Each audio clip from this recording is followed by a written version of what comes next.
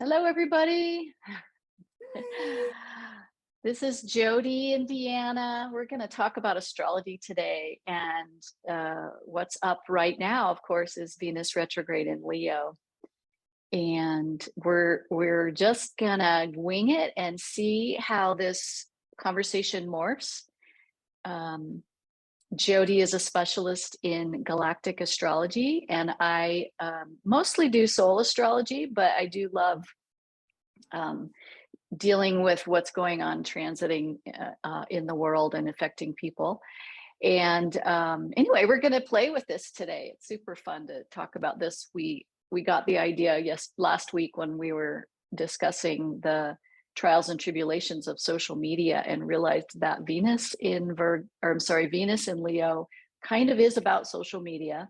Now, granted, the energy has really shifted for me since last week, and I'm still having that pain, but now I've kind of moved on to something else. But I do want to touch back on the social media and how possibly Venus in Leo, it's going to express that for people on the planet. And we'll talk about that. So, Jodi, do you have anything right off you want to talk about? Well, Venus in Leo to me wants to be celebrated. And so this is one way that we can celebrate Venus in Leo is just by talking about it and opening up that line of conversation and how it really can affect our lives. Yeah, for sure. The beautiful thing, so we're actually recording this on the full moon, the Aquarius full moon on August 1st, I guess it is today, 2023. And First. yeah. And so that's auspicious. We're hoping to get it aired very quickly, but today the recording is in the energy of a new moon in Aquarius, and we're on the precipice of the 8-8 portal. Which is an amazing, if you don't know anything about it, Google it, because it's an amazing opportunity to receive lots of downloads. So you can up level your stuff so much better during this 8-8 portal. It's also called the Lion's Gate. So look that up.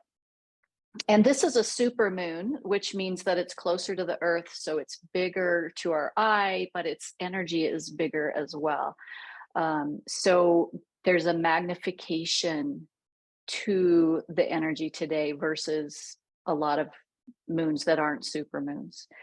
Now, being that it's Aquarius means that the moon's in Aquarius and the sun is in Leo. So the sun is still charging up that beautiful Venus energy, looking across the sky at the moon, or the moon's looking at the sun, however you want to see that. And so we have this mix of air, the Aquarius energy, and the mix of fire, which is Leo. And so you might have noticed that there's been a little bit more mental charge today, tomorrow, as the moon is moving through Aquarius. And Aquarius is kind of the we in the world. And Venus in Leo is all about me. It's the I in the world.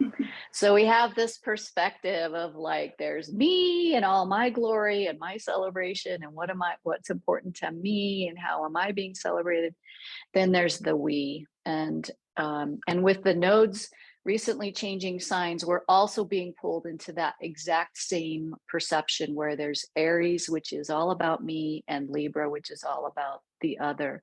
So we're being asked, I guess, on many levels right now, not only with the nodes, but with this transit, to redefine the value of ourself and to redefine the value of others, and what do we want from others, and how do we want to be treated, and how do we treat them. It's not only, what are you making it happen for me? It's also about like, am I giving what I really want back? Am I giving it all to, not over giving? Codependence is not really healthy, but am I actually giving from my heart, Leo, in order to also know that I'm worthy of receiving this.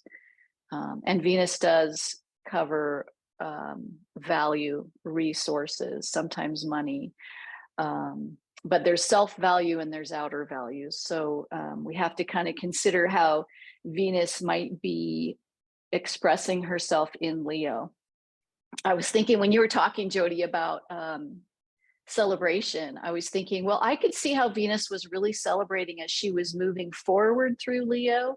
Now that she's retrograding, there's kind of this little pity party, like, oh, people aren't celebrating me anymore, or things aren't as wonderful as they were last week, or, oh, that thing didn't turn out that way. So there's this, expression inward of like, to me, it feels like butt hurt. I'm sorry I'm using that term, but it's kind of like this, like, well, I'm going to have a little cry session, bitch session, whatever. And so part of me is like, yay, when she goes direct, that's going to feel so much more like celebration again. So it's sort of like we're uncovering the parts of us we can't celebrate, Is it possible that because we do, celebration is like, we have so many perfection pictures attached to that in itself. It's like, well, you can't celebrate if everything's not going well. Yeah. I think that Venus could take in celebration in form of like ritual and ceremony also, as just a way to honor that whatever we value or whoever we value, not necessarily with like streamers and music and dancing, but maybe with quiet contemplation also. What do you think about that? Yeah, and actually when you said that, it reminded me, because I just had a birthday a couple of days ago, and birthdays are celebration generally, and it was a really quiet birthday. It was like, I'm in a new town, I don't know anybody. Thank God I do have one relative here who showed up for me. We went and did something very mellow. We just sat next to the river, enjoyed watching people play, but we were just enjoying our conversation, which sometimes to me, celebration is just being chill. And maybe that's a Venus retrograde thing. We were in a beautiful place. We had opportunity to get in the water. It was a little bit too cold for my liking, but we were in awe of how beautiful it was. And watching other people celebrate and have a good time was actually, we got it through osmosis. It was really fun that way. And there was no pressure to perform or do anything, and not this bombardment of too many people or loud music or anything. It was just like a very peaceful, calm. It felt like a lot of Venus flux in there. So in a sense, that was how I celebrated, my birthday, because that's just what felt really right. Because the mood was tense, and so I just needed something more chill and relaxing. Yeah. So there are a lot of ways to celebrate. And I love you talking about ceremony. Yes. So I have to tell you, I purchased your book on Amazon, read it, loved it. And then everything in my life has changed completely, it seems like, in the last few weeks. And I decided to get rid of everything that was Amazon. And so I just had to rebuy your book on Google Reads on another app so that I can have it. But I have to get the physical copy because I missed it within days of deleting my Amazon account. So I just wanted to tell you. Oh, thank you so much. It And really for those of you, ceremony at home. Yeah. So I recently this summer published a book called Bringing Ceremony Home. And it's a do-it-yourself manual. I wanted it to be super easy to follow and be a starting point for how to use ceremony as a game changer, whether it calms you or whether it is to make you feel like you actually are taking steps towards change in your life, and you're incorporating spirit. And so spirit's now part of your team, working hard for you because you've just done a huge, beautiful ritual around invocation and intention. And so there's, it lays it all out. Like you have a little bit of creativity, but a lot of start here. And so there's no reason why anybody can't do it. And I wanted it to be fast. So you can do a ceremony like literally within an hour, or you can take as long as you want to do it. And you can also do it cheaply. You don't need to invest a ton of money, because I know that all of those things are important in our lives right now. So that's what Jodi's talking about. And we'll put a link in the comments or somewhere on this recording so that you can find that later.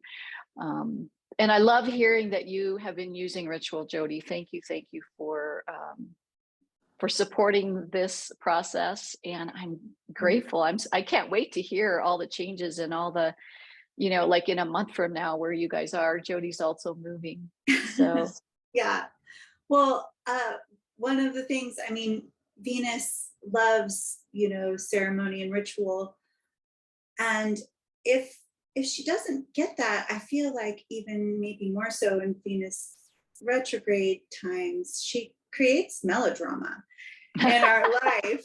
And so ceremony and ritual is a really good way to kind of contain that energy and feel it more internally. I think it kind of, she's like, oh, okay, you're doing all this for me. We won't create so much melodrama then if you're really doing this ceremonially for me. I think it kind of really helps a lot. Oh, so you're bringing maybe the unconscious need of energy needing to be expressed into the physical, conscious realm of, okay, we're doing something to burn this energy off. It's like when you're feeling anxious, maybe it's a good time to go for a walk or a bike ride, to burn it off. Totally. Yeah, that's great. I love that advice. Yeah. Casey, I have a note that, and I'm going to quote her, but she says that Leo must create theater, and if you don't, part of your psyche will get bored, and then you will create melodrama. Create theater or live melodrama. And so with the ceremony, what we're kind of doing is creating a bit of a theater to express ourselves. Yeah. Yeah. And for me, it's interesting because a real tactile part of creating ceremony is, it's like being the set designer for the theater stage, right? And because you're creating physically, you're choosing, what am I going to put here now? What does that mean to me? And why is it impacting and assisting this ceremony? Well, you're actually physically creating with the divine feminine, like your own creation energy is making this beautiful sacred circle, and specifically choosing parts of the circle because they mean something to you, or they mean something to the topic of your ceremony. It's not just set up willy-nilly. I mean, it can be, but there's so much heart and soul that goes into physically creating the sacred space. And we don't get a lot of opportunities to create in that sacred feminine way. So to me, that was like the yummy celebration part of it, was creating the circle, and then, of course, the invocations are really powerful and fun. Cool. So thanks for talking about that.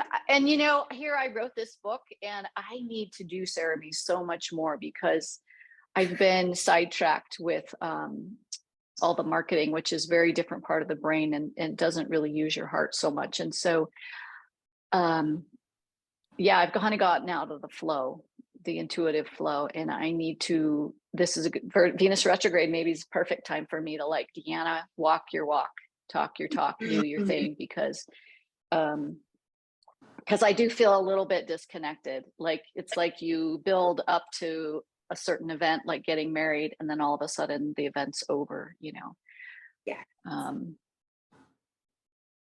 so I got to work on that relationship.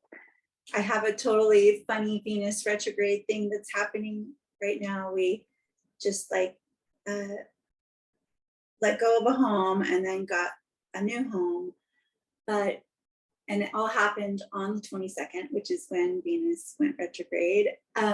But we can't move in until the end of September. So after she goes direct and is past her shadow period, then we can finally move in. So we have this weird limbo of no house to live in for the next whatever 50 days.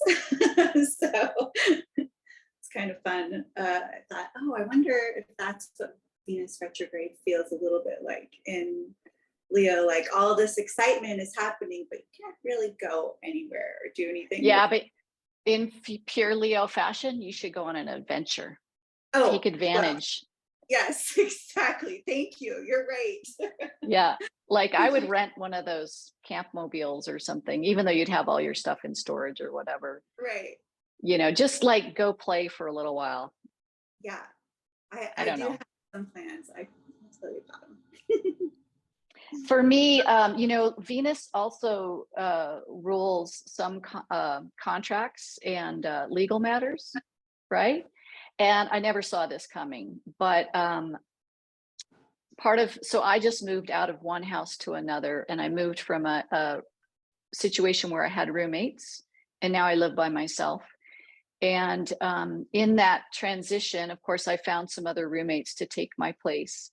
And we signed a sublease until I signed on to my new lease, and then we added them to the lease. And so, as a little strange, on Friday, this just happened on Friday, one of the people who took my place had a medical thing that they had to go take care of. They left town, and lo and behold, they actually took all their stuff, left town. The other people in the house are like, well, how come you took all your stuff? Are you coming back? And he didn't pay the rent. Turns out that he's had a complication with the medical thing, so we haven't even talked to him because he's out of it. I'm talking to his mom. She's like, he's not coming back. He's got issues, and you know, we're sending lots of prayers and blessings to him. But he never signed the lease. I thought he did, because we had a conversation about it. So he never signed the lease. He's not on the lease. Here I am now. I'm like, oh my God, I'm on 2 leases. I'm still on 2 leases. And I never saw this coming. So it was a little bit of a, you know, and then I had to go through my breakdown of like, you know, what's going to happen. And I do have the money because I got the deposit back. I got his deposit as my deposit return. So I'm just going to use that to pay his rent this month. And now I'm on the path again of finding another roommate for that house, you know. And Venus rules relationships, right? So it's a roommate relationship thing. So I was like, oh my God, this is so twisted. Like I never wow. Yeah. But you know, in Leo fashion, I'm all about let's celebrate. I'm not going to let this get me down. Yeah. Thank God I have the money. Thank God. I mean, I'm not made of money, but I can make it happen for a month. And I'm just like working on my magic. I better do a ceremony today about pulling in the right renter, you know, because I definitely don't want to pay rent over there next month. Anyway, just a funny little quirk. It's like, yeah. And then you have to go, well, what's the blessing in disguise? Yeah. You know, there must be a blessing in disguise. This or something better, we always say to the universe, right? So, and that's the thing we can't foresee necessarily. Maybe there would have been a total personality conflict there. Maybe, you know, I'm going to find someone who's even better for the situation. I don't know. And plus maybe we're blessing him because he really maybe needed to get out or to take care of his health. So it's about finding the rainbow in it all. I agree. Yeah. Well, do you want to, you know, Jodi, I want to hear some of your talk about galactic astrology, because apparently this Venus retrograde is very poignant, right? It's always touching on so many other parts. Yeah. Well, in honor of Venus, again, I wanted to try and find 5 different stars that she was working with during this Venus retrograde, the 40 days that she is invisible. And they say that's when Venus went into the underworld, is the 40 days while she's retrograde. And so there are stars that she touches while she is in that retrograde period, and it's also the sun will be touching those stars, and our sun is a star. It's the closest star to Earth. A star is basically plasma that is held together by its own gravitational force, and it has a core. The sun or a star has a core, and it radiates energy out through its body and into the sky.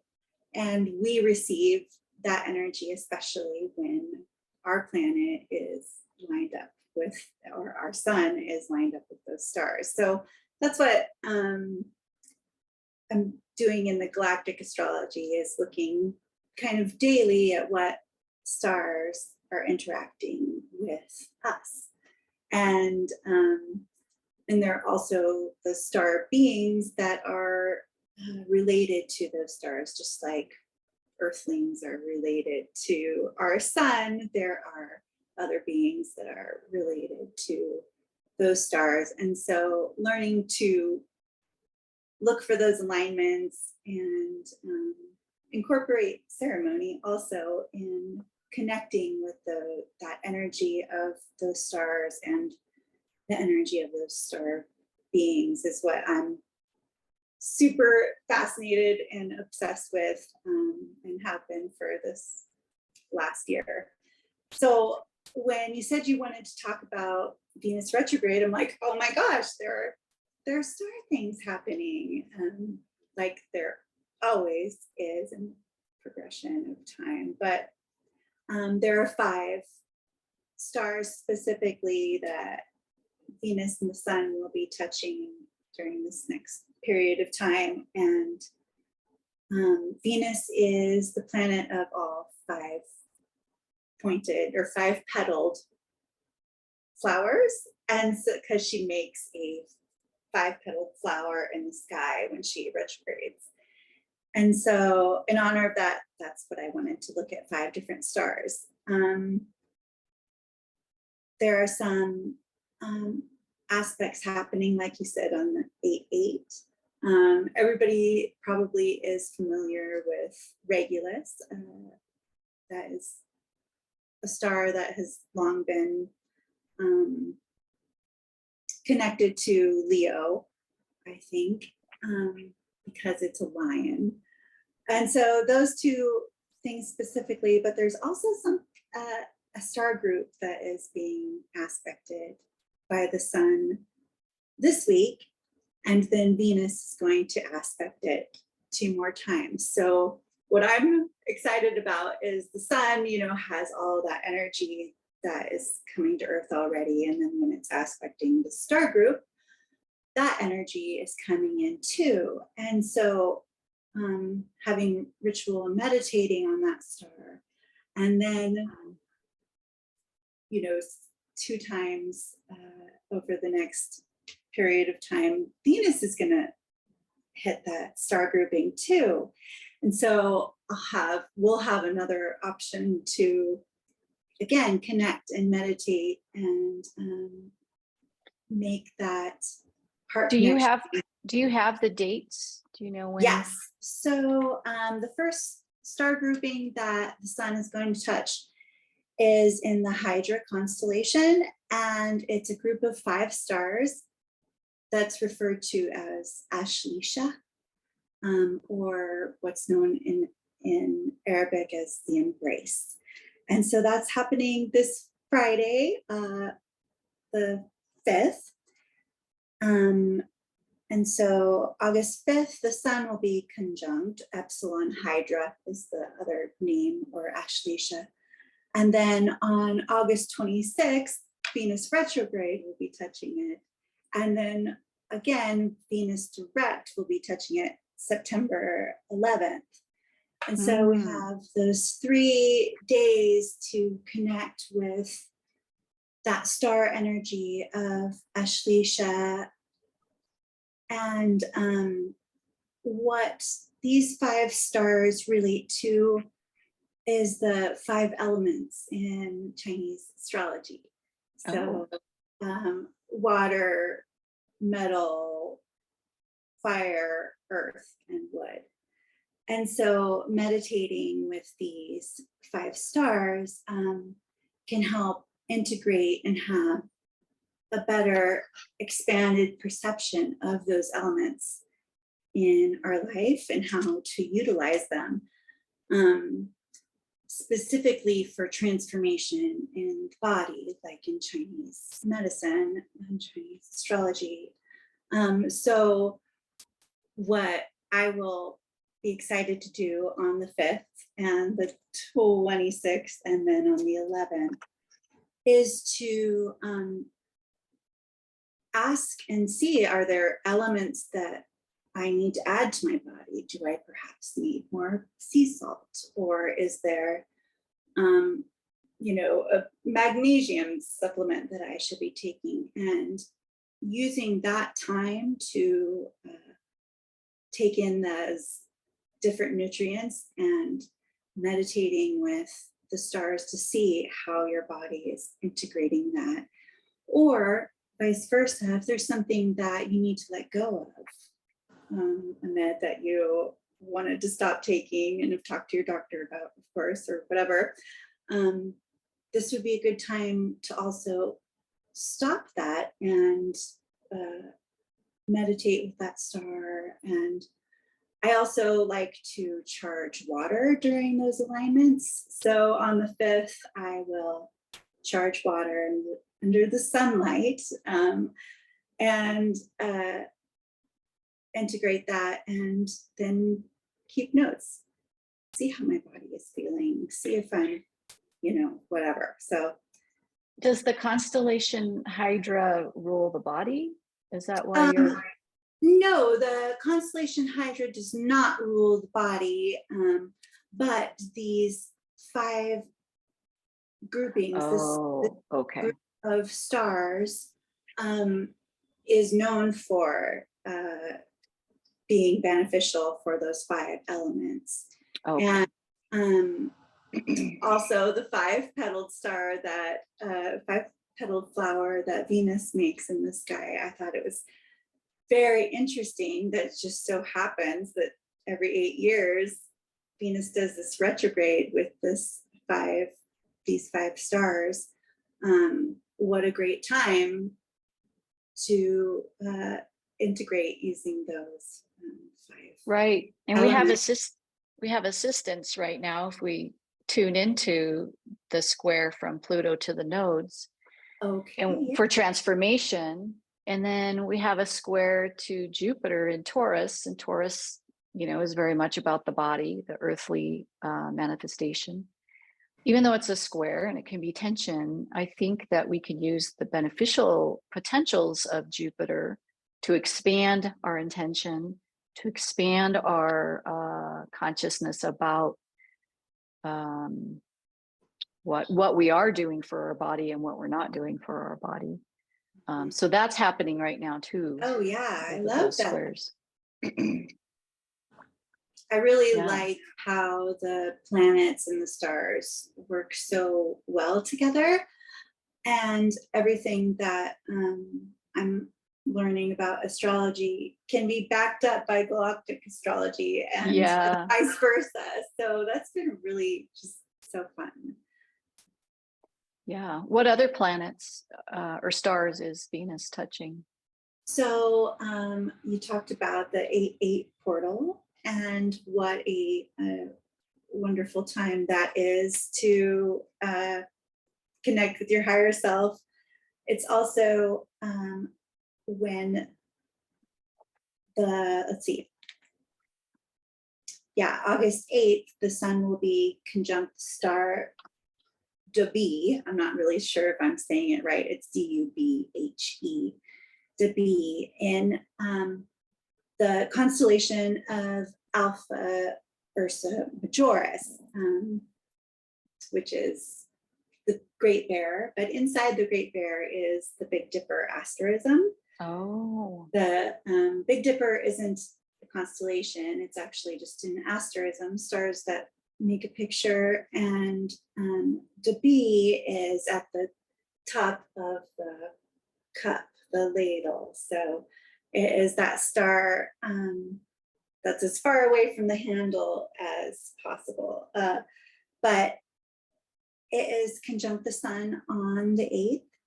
And then on August 19th, Venus will touch Devi. And then again, when Venus goes direct, September 18th, she will touch Devi. And Devi is all about love communication. It is heart endurance to be able to project energy out that is warming and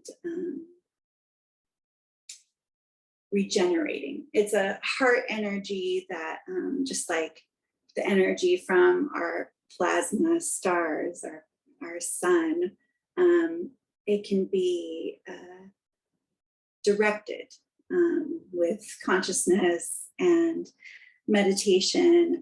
It can be directed into people, can be directed, that heartwarming energy can be directed into animals, into plants. You can place it into crystals. You can use that energy from the star to be, and the star beings from to be, and put them just into our planet even, or into our ocean, or into your lover, or into your career, so that energy can really easily be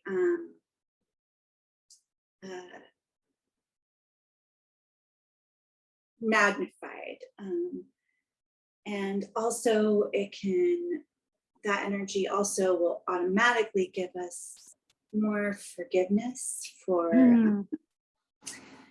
and acceptance of others, because that it's radiating inside of us from that star and from those star beings. So on August 8th, the great portal, it really is a portal for collecting all that love, plasmic, that real like gelatin like feel of love, and then putting it, you can store it in a crystal if you need to use it later, or if there's a relationship that you can direct it into that relationship. And then That's when beautiful. Venus touches those two places too, it's again that another option, another chance for us to. Yeah. So it's almost like we're getting a opportunity, 3 opportunities to open our heart. You can intentionally make it bigger, download more, whatever new or undo the programming that has been in our hearts. Really feel that raining down, the showering of those downloads of light and love, and the Leo rules the heart, of course, and so it's so appropriate that that's the expansion. And the other name that is a rarer name for this star to be is Ak. It's like an ancient name, just AK. And so if you want to incorporate some of that, Ak, it's like, I'm excited to play with that over those few days. Yeah, so those are the 2 that are coming up just really soon. The 5th is the Epsilon Hydra or Ashleisha, those 5 stars that are for the 5 elements, and using those with Pluto to transform how you want your body to feel or behave or look even. And then on the 8th, the Ak, or the Dubai. Yeah. And we're also really lucky, if it's luck or divine timing, that right now we have Mercury and Mars in Virgo, which is really assisting us, right, to take those steps if we're trying to change habits or take better care of our body. We do have an opposition to Saturn, but I think if you work with the opposition, it's really just asking us to see it from both sides. Like, how are we limiting ourselves? How are we thinking other people are limiting us? You know, because Saturn can be authority, and oftentimes we just project that authority out onto them and go, you guys are doing this to me, when it's really, you know, our own inner limits. But really owning your own authority, and maybe you just need to do some work, take some steps, discipline yourself a little bit more. We hate hearing that, but there's a lot of support, because Mars wants to act, Mars wants to do, Mars wants to build, and Mercury wants to think and design. So it's like, just take advantage of all of that energy that can be your fuel, can be your rocket fuel, you know, and you could actually get something done. Maybe even write it out first, write your action steps. However this is speaking to you. Yeah. I don't know if you remember, but my Saturn is being opposed by Saturn right now. My natal Saturn is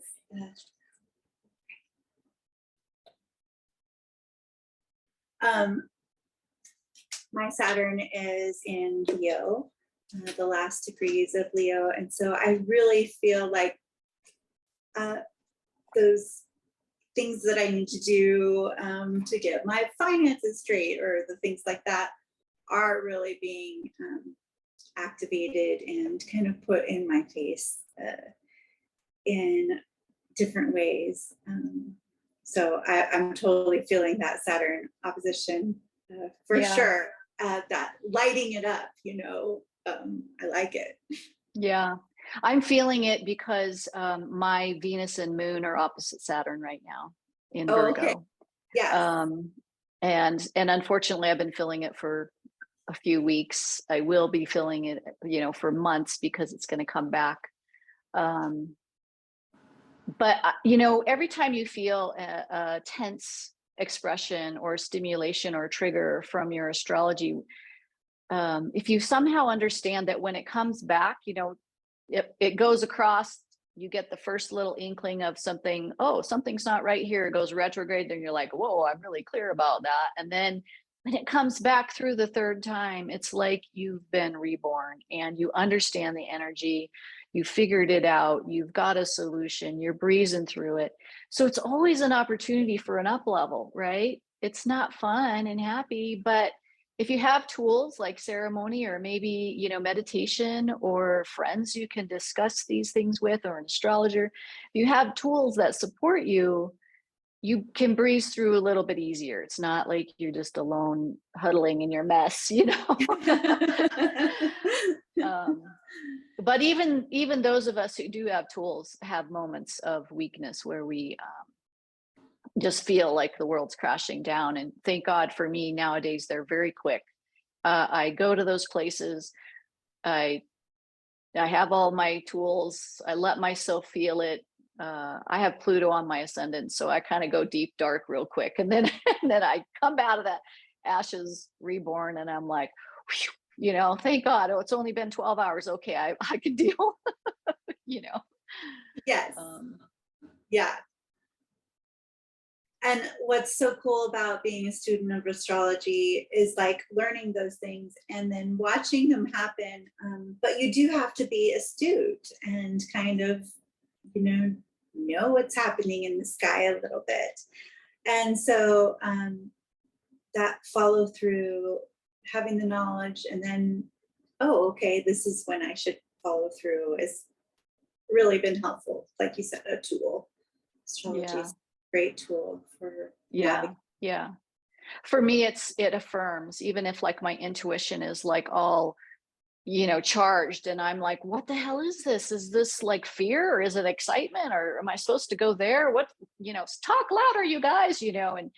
But when I look at the astrology, I'm like, oh, I'm just really feeling all this energy flowing in, like you're talking about the 8-8 portal and all that sun light rays coming in. We feel the solar flares, you know, and we don't always know what it is, but we feel it. And so astrology is just one way to really affirm, oh, I was right, I wasn't going crazy, I was right, I was feeling that for a purpose.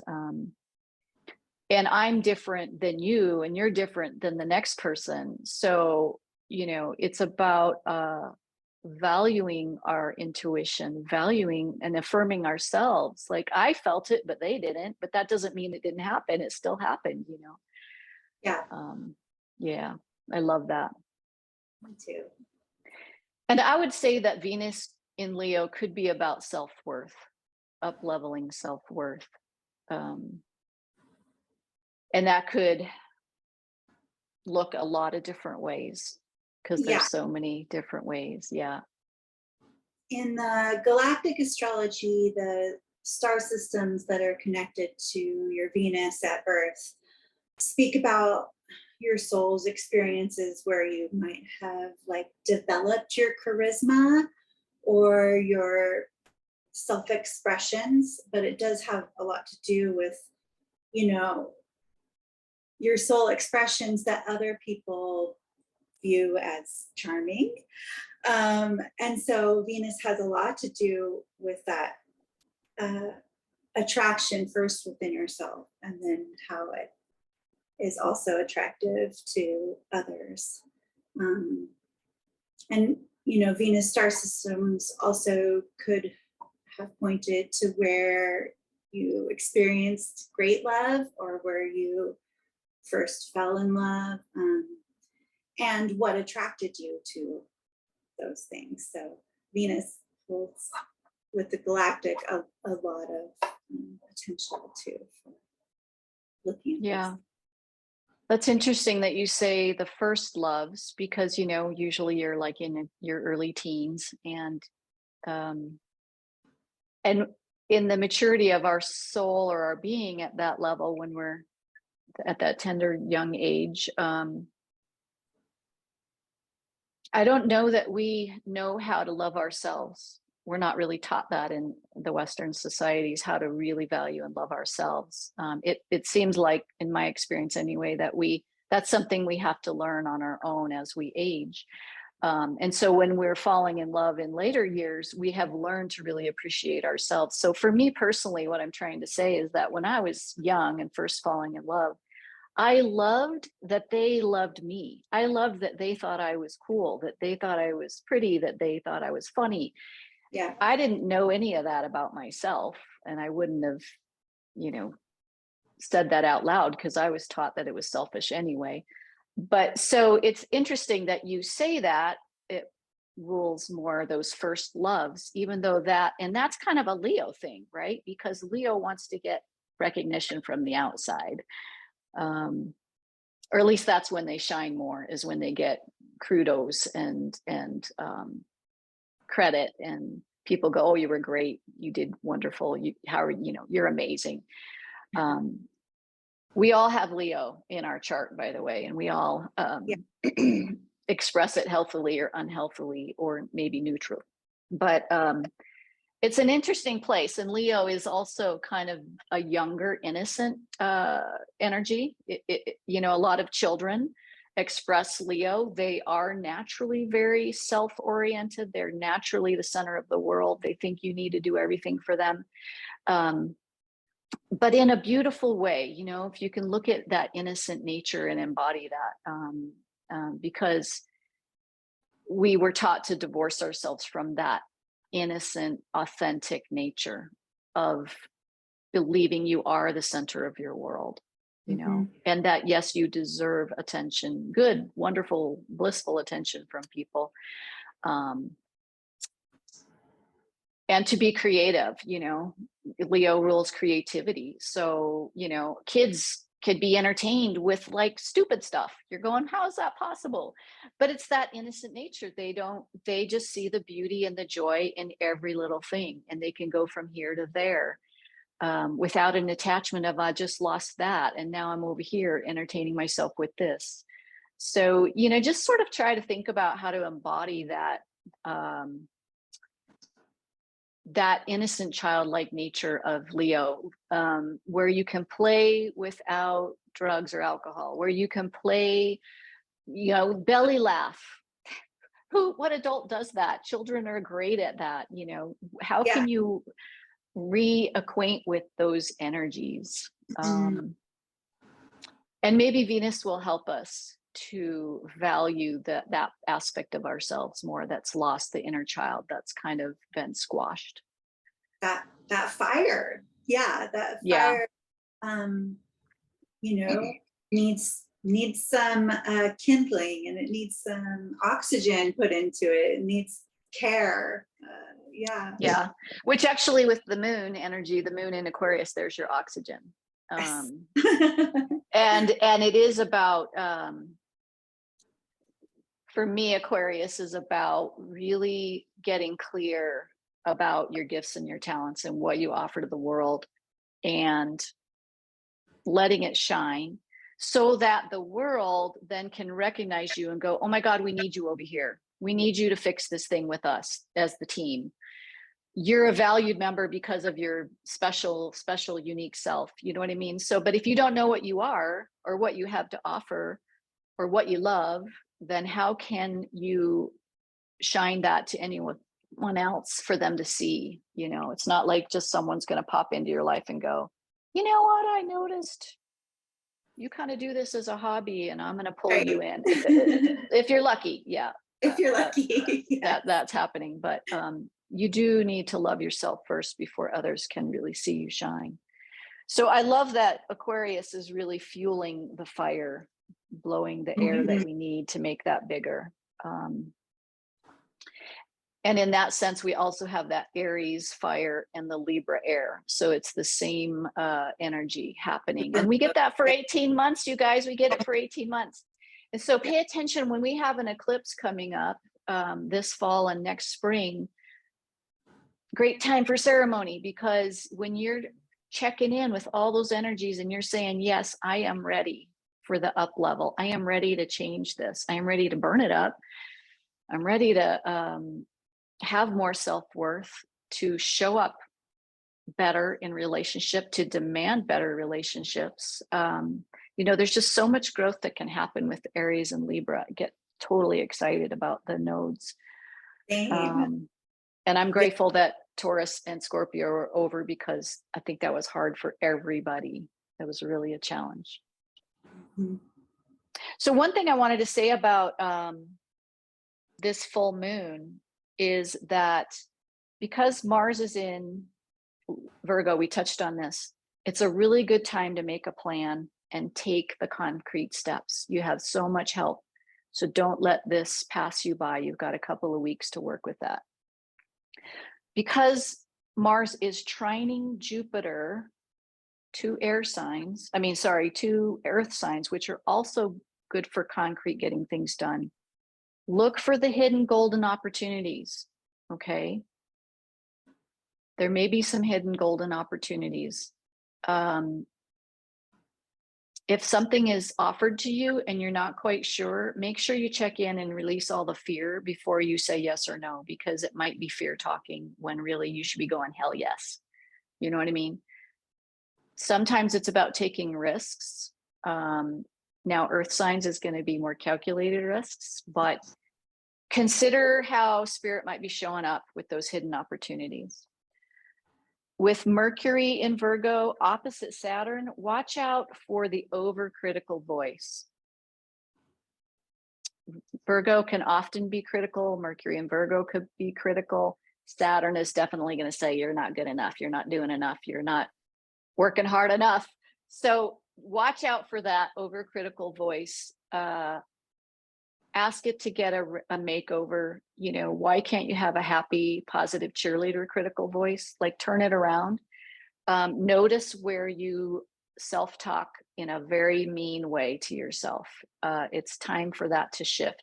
And with Saturn going retrograde, it wants us to make better inner dialogue, right? It wants us to be nicer to ourselves, because if you're just battering yourself about what you're not doing, it's not going to make you do it any better or any faster or it's depleting, right? It's depleting. So let that monkey go. I think that's kind of all I want to say. Where are you at, Jodi? That's awesome. I like that, being aware that Mercury in Virgo opposition might lead to critical self-talk or critical thoughts of others, actually, too. Well, my partner's not doing enough, or my job's not paying me enough, or whatever it is. There is an opportunity on August 13th. The Sun and Venus will be conjunct. While Venus is retrograde, she is going to line up perfectly in the sky with the Sun, with the star Alganubi. Alganubi is in the Leo constellation, and it is actually, you might be able to see it here, but Regulus is here in the heart of Leo, and Alganubi is up here in the mane, or like the third eye area of the lion. And so that's where that star, that giant, it's like 4 times bigger. It's than our sun. That's going to be happening, and Alganubi is for emotional clearing. Oh. It's also the day where the Perseid meteor shower will be at its highest peak in the sky. So all of these meteors will literally be like raining down on us during this conjunction of the Sun, which is our vitality and our life, and Venus, of course, what we've been talking about, the love and beauty and kinship and art. And this Alganubi having can enhance appropriate emotional expression, like, you know, be able to show you what is the real emotion that you could be feeling, where it's coming from, so that you can have more opportunity to clear those emotions. It's also a great opportunity, Alganubi, the Sun and Venus and the Perseids, to create emotional bond with others. I will be visiting 2 of my daughters on that day, and it's a great day to be able to see yourself through their heart and have them see themselves through your heart. So at the same time as you're clearing those emotional things that might not be true anymore in your life, and then replace them with a bond of others. And it can be a bond with your dog or a bond with your mailman. I mean, it doesn't have to be, you know, anything overly hard, but we have that opportunity on the 13th. And then again, we'll have the opportunity on September 26th, when Venus comes back to that spot. Okay. So we have, Venus was just in contact with Alganubi on the 30th. So right around the time of your birthday, that emotional clearing, maybe you were feeling some of that emotional clearing coming out, and having that bond with that one person that helped you feel loved, you know, like that's Venus just did that, and then she's going to be coming back. Perfect alignment, and then she's going to be coming back, meeting that again. So nice. I just took a quick peek at the transits on the 13th, and the moon is in Cancer, which is so perfect for family, you know, bonding. Oh, definitely. So that's really sweet. I love how that works out. It's just such a puzzle that always works. It's amazing. Yeah. So that's happening on the 13th, that really special Sun conjunction with Venus. And then there are some other dates. August 20th, the Sun will be conjunct Hydra Alphard, which is about transforming anger into enthusiasm. Wow. No kidding. What's that date? That is August 20th is when the Sun will be conjunct Alphard Hydra.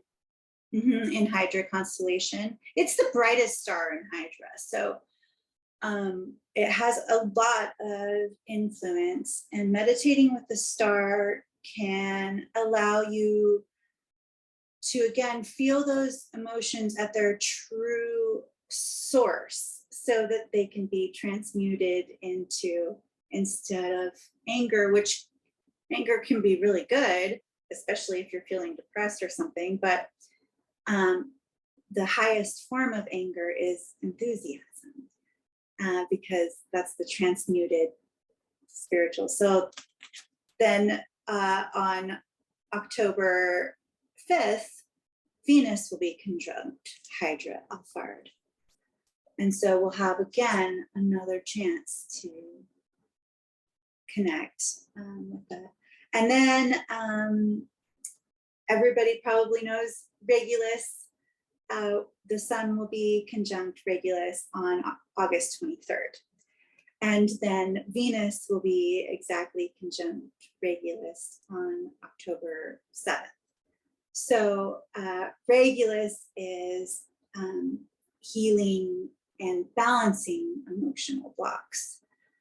So again, that's a lot about emotions. We're going to be feeling a lot of emotions, regardless of whether we're meditating on these stars or not. It's probably going to come in. And so meditating on these stars can help integrate and take that conscious action in the 3D so that the fourth dimension can be activated and integrated. Yeah, and you don't have to know about the stars to meditate. No. Just have an intention. Okay, this is a day, like if you write down the dates she's commented on, this is a day where I just need to check in and ask for assistance and try to be more in the present moment with your emotions. Because sometimes when we resist, we give it more power, but if we're just really present, it sort of dissipates the energy, because whatever it is that needs to be seen has been seen. And sometimes I do a speaking thing where I speak out loud, because once you give it the vibration from your voice, it brings it more into present time. It's very interesting how, that's a conscious vibration when you choose to speak it, to speak, oh, I feel angry, I feel sad, I feel whatever, maybe it's, I feel excited and happy, exuberant. Now I've transformed into enthusiasm. Woohoo! Well, and I do like to think of the stars almost like a kind of looks like a Lucky Charm marshmallow star, like, and just like bring it in and push it into my heart space. Imagine doing that with this energy. I kind of like that. That's that great. visual. Mm-hmm. Yeah. And to me, the celestial bodies are archetypes. They are personalities, beings with consciousness. And so, if you want to call one in to be your spiritual guide for a little while, or just call them in for, whatever the couple of days that they're big sending energy to the planet. And you don't have to know what you're getting. You could just intend, I'm getting what you have, what I'm ready to receive right now. I intend for that. So it's pretty amazing. All of it. I love it. I love it. And it's important to have peers. So go find yourself some buddies to talk this kind of stuff with, because now are the days, I think censorship is being dissolved, and nobody wants to be censored. Nobody really wants to censor themselves or feel they have to be censored. Which we didn't actually talk about social media, but here you go. Well, like you said, censorship, let's see how this gets posted. Let's see how it does on social media. And Venus, I like what you said earlier about Venus kind of ruling social media. I guess I never really thought of it that way. I guess I kind of thought maybe Mercury was more of it, but Venus is that relationship and social. She is the socialite. And so that's very interesting how we might be feeling that and using that retrograde energy. I'm interested to see how it plays out. And I want to do this again. Can we kind of have a standing date? You bet. We can do whatever we want. Yeah. We are the masters of our creation. And I'm all about, you know, Venus in Leo is about doing what feels good, what you're passionate about. And that's what we're doing right now. It's not about doing it because we have to, because we got to put content out there or the algorithm's not going to see us. That's crap. No. That's absolute crap. I hate being limited by we are not a millionaire. Yeah. So it's about, and Aquarius is about finding new ways, you know, birthing in all the new ways to do things, whether it's physically do things or energetically do things, like birthing in, being the midwife, birthing in the new ways to be passionate, to share your passion. So there you have it. Take a hold of that one and bring it in, you know. Yeah, that's great. Cool. Well, do you feel like we're done? Is there anything else? I guess I don't. This is a tiny bit off topic, but I am planning a full moon ceremony after our meeting here today. Is there any piece of advice that you would give for a specific ceremony regarding the full moon? I've learned as a student that full moon is definitely a time to congratulate yourself for the things that you have accomplished since the new moon, and rest and reevaluate what is still, what energies are still being dealt with and which ones are completed. Do you have any other? So I do. So for me, the full moon is reaping the harvest of what you've sowed. And it doesn't have to be only the energies since the last new moon. Okay. You might be ending a whole cycle.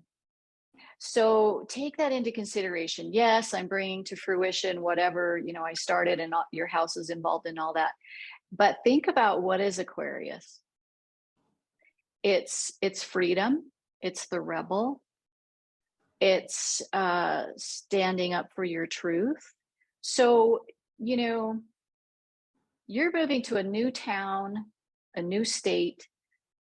You're letting something go. You're definitely finishing an era, right? This time that you've been in this home, in the town that you're in.